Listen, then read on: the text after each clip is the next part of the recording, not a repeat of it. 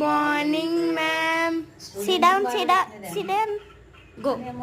అందరూ కలిసి 1 2 3 చెప్పండి. హర్ష నువ్వు లేచి చెప్పు. హర్ష తప్పు నన్ను నడుస్తుంది. 2 ఇది కావాల్సి చెప్పాడు 10 వరకే చెప్పు. ఆయన హర్ష ఎక్స్ప్రెషన్స్ బాగుంటాయి. 4 5 9 ఏ 6 7 ఎవరు చెప్తారు? Sorry madam.